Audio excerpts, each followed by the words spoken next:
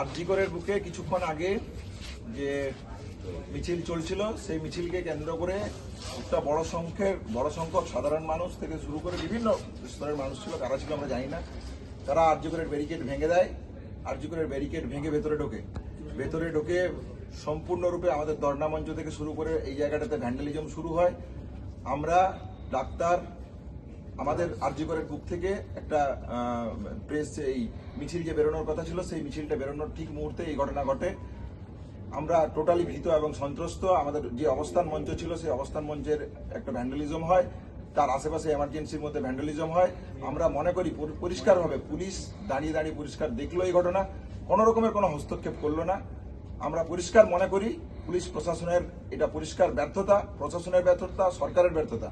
আমরা সাধারণ মানুষের কাছে অ্যাপিল করছি যে এই ঘটনার সংবেদনশীলতাকে মাথায় রাখবেন, সংবেদনশীলতাকে মাথায় রেখে আপনারা আন্দোলনে আমাদের পাশে থাকুন।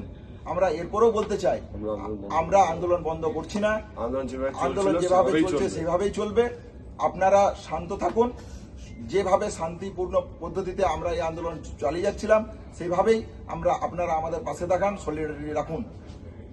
এই যে আজকে ভ্যান্ডালিজম ঘটেছে এর দায় রাজ্য সরকার, যে পুলিশ প্রশাসন ছিল, আমি পুলিশ প্রশাসনের যিনি দায়িত্ব ছিলেন ডিসি নর্থ, আমি বহুবার ফোন করেছি।